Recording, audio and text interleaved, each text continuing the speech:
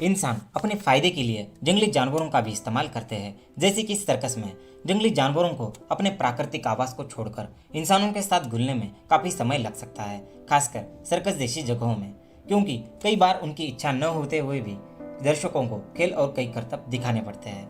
जानवरों को इसकी ट्रेनिंग भी दी जाती है, लेकिन कई बार ट्रेनर जानवरों से सख्ती से पेश आते हैं।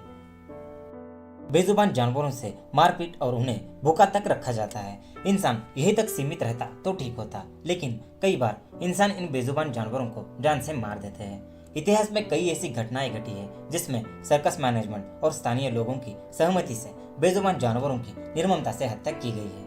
तो दोस्तों, आज हम जानेंगे एक ऐसी घटना के बारे में जिसमें टॉप्सी नाम के फीमेल हाथी को काफी क्रूरता से मारा गया था। टॉप्सी को पहले जहर दिया गया, फिर उसे 6600 वोल्ट की बिजली का झटका देकर मारा गया था। इंसानों द्वारा जानवरों की गई हत्याओं में टॉप्सी की हत्या को सबसे क्रूर माना जाता है। इस घटना की शुरुआत होती है सन 1875 से, जब एशिया में जन्मे हाथी को पकड़कर उसे व्यापारी एडम फोरपाह नाम के व्यक्ति को बेच देते हैं, जो कि अमेरिका में चलने वाले फोरपाह सर्कस का मालिक था। एडम फोरपाह हाथी के बच्चे की तस्करी कर अमेरिका लाता है और हाथी का नाम रखा जाता है टॉप्सी। फोरपाह सर्कस का मालिक अन्य सर्कस को टक्कर देने के लिए टॉप्सी के बारे में गलत जानकारी फैलाता है। एडम कहता है कि अमेरिका में जन्म लेने वाली सबसे पहली हाथी टॉप्सी है और वह उनके सर्कस में है। लेकिन कुछ समय बाद ही उनका यह झूठ भी पकड़ा जाता है। फोरपाह और सेल्स ब्रदर इन दो सर्कस के जॉइंट शोज में टॉप्सी का इस्तेमाल होता था। समय के साथ साथ जैसे ही टॉप्सी बड़ी होने लगी तो उसे एक बुरी और गुस्सैल हाथी के रूप में देखा जाने लगा। और फिर साल 1902 में टॉप्सी ने जेम्स ब्लॉन्ट नाम के व्यक्ति को कुचलकर मार डाला। आपको होगी कि टॉप्सी ने यह गलत किया था, लेकिन इसके पीछे की वजह जानने के बाद शायद आप टॉप्सी का समर्थन करेंगे। एक दिन केयरटेकर जेम्स शराब के नशे में हाथियों के टेंट में जाता है, जहां पर सभी हाथियों को एक लाइन में बांधकर रखा गया था, जहां पर उन्हें परेशान किया जाने वाला था। जेम्स वहां पहुंचकर टॉप्सी के मुंह पर रेत फेंकता है और फिर जलती हुई सिगार को टॉप्सी के सूंड के नाजुक हिस्से पर रखकर उसे दबा देता है। इससे टॉप्सी गुस्से में आकर उसे उठाकर फेंक देती है और फिर अपने सिर और पैरों से कुचल देती है। जेम्स की मौत अखबारों में सुर्खियां बनी और खबर को बढ़ा चढ़ाकर लिखा गया था, जैसे कि टॉप्सी ने अब तक 12 इंसानों की जान ली है, लेकिन यह बात सच नहीं थी। टॉप्सी ने फोरपाह और सेल्स ब्रदर सर्कस के 2 कर्मचारियों की जान ली थी।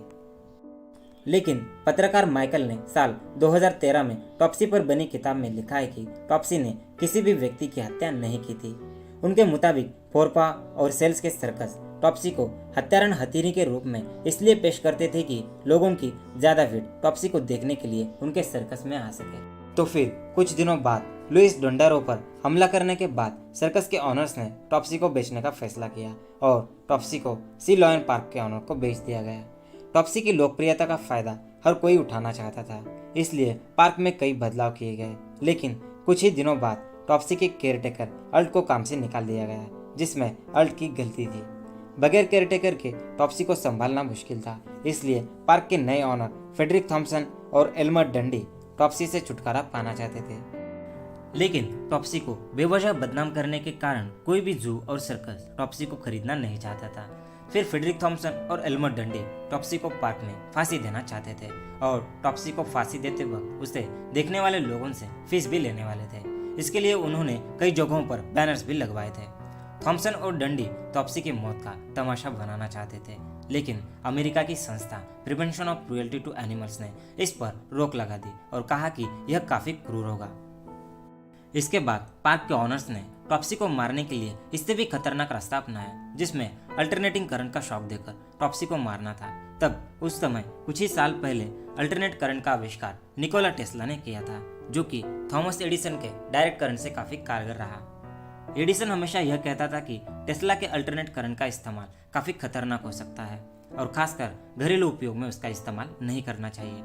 कई लोगों के मुताबिक टॉप्सी की हत्या में एडिसन का भी हाथ था। अल्टरनेट करंट और डायरेक्ट करंट की लड़ाई में खासकर टॉप्सी पर अल्टरनेट करंट का इस्तेमाल किया जाना, इसमें थॉमस एडिसन का हाथ था या नहीं, यह आज भी एक रहस्य है। तो 4 जनवरी 1903 यह तारीख टॉप्सी को मारने के लिए तय की गई। उस दिन हजारों लोग, पत्रकार और खासकर थॉमस एडिसन की फिल्म कंपनी टॉप्सी के मौत की शूटिंग करने के लिए आई थी। उस दिन टॉप्सी को जहर, फांसी और इलेक्ट्रिक शॉक देना था। टॉप्सी के गले में एक बड़ी रस्सी को कसकर बांधा गया, फिर उसे जहर दिया गया। टॉप्सी को गाजर के साथ पोटेशियम नाइट्रेट खिलाया गया था।